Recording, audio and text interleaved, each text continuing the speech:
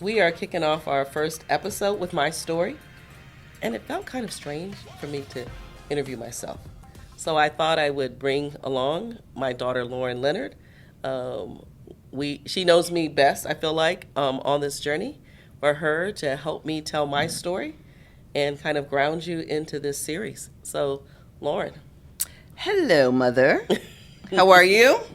So the goal of this entire series is to be able to, well, first let's take a step back. So let's talk a little bit about the name of the show. Why is it called From Scratch? Oh boy, you named it. I did in fact name this show. Yeah, Thank yeah. you very much. And I didn't like it originally. Yeah. And I had this, and I thought if I didn't like the name, it's probably the right name, But naming companies, naming businesses, naming a show, it takes a lot of energy to do that. And I think it's the right name because From Scratch really speaks to where I found myself in 2006 after I was indicted and was given an 87-month originally federal prison sentence. And in that moment, I knew I was going to have to rebuild my life from scratch. I think why I struggled is it's 2024 and the name is still like relevant. And I think that kind of bothered me. But I want to say that for a lot of us, reentry is a journey, And so I'm really excited for this moment. But I also think it's right for everyone who's listening and for who this podcast is for. I often say that for a lot of people who go to prison, either your life is disrupted or it's destroyed. As you knew it. And if it is destroyed as you knew it, you're rebuilding from scratch. So. Well, you said for who this podcast is for. So let me ask you that. Who is this podcast for and what is your vision for this podcast? Yeah. So for me, I sat in prison trying to figure out, plan, and I was just curious about what was life going to look like for me afterwards. And I had so many questions, and prison was an information desert. I couldn't get all of my questions answered. You would email me on, I think, Core Links and ask me to send you like a tweet. And I'm like, I have no way of knowing how I will send a tweet. On the time it was called Twitter, it's now X. We would talk about books on Amazon. We would read books. And so I do recall you saying, like, I miss being able to get access to information whenever I wanted. So is that a goal of yours with this podcast? Yeah, it's to make sure that we're giving men and women as close to real-time information that they need, that they want, recognizing there's not one person who's sitting inside a prison today. But what I do know that amazing people are sitting in prison, and they're hungry, they're thirsty for information and for knowledge. And our goal is to make sure that the questions that you have, the questions that I have, get answered so that you can start planning and preparing to come home and live what I think is going to be the best part of your life. And I think I've had the privilege of listening in on some of these episodes. I know some of the folks very well who you bring onto these shows.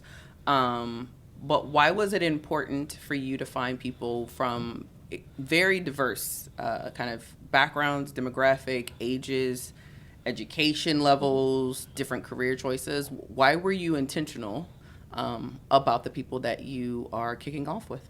So there are things that I know today that I didn't know then. For example, 1 in 3 Americans have an arrest or conviction record, over 80 million Americans. I know that there are 2 million people who are sitting in prison. Those 2 million people are not one person. They're not all men. They're not all women. They're not all black. They're not all white. They don't all have education. They weren't all a part of gangs, But in general, we treat people who are in prison as if they're one person. And so often people are saying, hey, what's the one thing we can do to help those people in prison? And it's like, there is no one thing. There's no silver bullet here.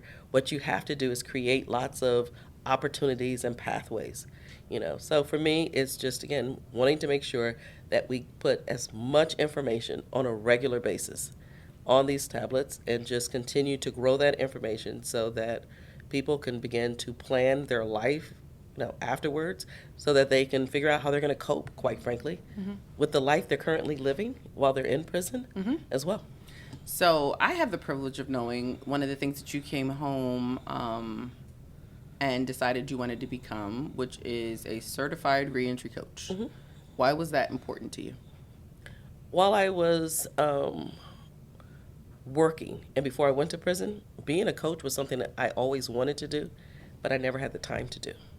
And so while I was in prison, I felt like I had a unique opportunity to be something that I wasn't before and to take on new thoughts. And I knew I had time. And so I was like, I'm not going to say no or later to being a life coach. I'm going to do it. It was one of the first certifications. Might have been the only certification that I got once I came home. Yeah, I think that was it. Yeah. Yeah. So it was just something that I wanted to do, and check a box. And so I find it to be rewarding. I enjoy helping people. And I had an opportunity to become certified or specialized in any topic. And I chose reentry because I felt like I knew a lot about it from my own experience and that I was committed to knowing more. Okay, I'm going to ask you just a few more questions, and then we'll kick into letting you take over and interview everybody else. But this is named Reentry Success Stories. How do you define success for you? Yeah. So first, I'm glad you asked for me because I do think that success has to be defined by each person. I often think about one of my good friends, Donna, who was we were in prison together. And a lot of us, type A women were sitting around the table having conversations about all of the things that we were going to do when we came home. And Donna looked at us and said, I'm not doing none of that. And we were like, what do you mean? She's like, I'm going back to my apartment. I'm going to get a job making about $15, $20 an hour. That's enough money. She had her whole plan figured out, and it was a simple life. Her point was, I'm done. And she is very successful today, and she has lived up to what she wanted, But for me, I had different ambition. I had what I felt like was my purpose. I knew that there was my second act, my next act was going to be good. For me, I just felt like I got to survive prison. Okay. And if I could just survive prison, I could go off and do different things. So today's success, it looks like what I'm doing. I dreamed about a lot of this while I was in prison. I planned a lot of it, and today I'm walking it out. Okay. So I have the privilege of knowing her very well. And you can come across extremely serious and extremely professional. For those of you who are into Zodiac, she's a Capricorn, if that makes any sense to you, which means she's all about her business. But I think it's important because on the show, I know when you interview people, you also are trying to personalize and to humanize. So before we wrap this episode up, what is your guilty pleasure? And if you do not answer honestly, I will tell the people the truth. Oh, I tell you, she knows I watch trash TV. And I can't for the life of me understand why. Go ahead. And it actually comes from one of my friends who I was in prison with. She's like, girl, you are way too serious. She's like, you need to watch The Real Housewives of Atlanta. That's some crazy stuff. You need to watch people throw water on each other and do something silly. And I was like, what? And I started doing it. And oh my gosh, I can't turn away from it. And I know it's kind of silly, but, I don't know. Well, I hope that you bring the personality that some of us get to know and to see, to know that she, for as smart and as business and goal oriented as she is, my mother is also known as the family clown. She can be extremely goofy.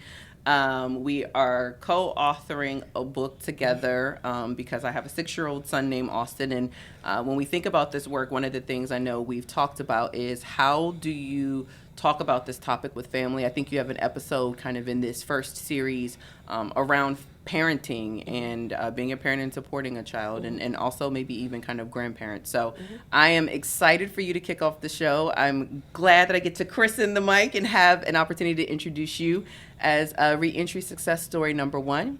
And I look forward to watching you give people an opportunity to define success for themselves. Thank you.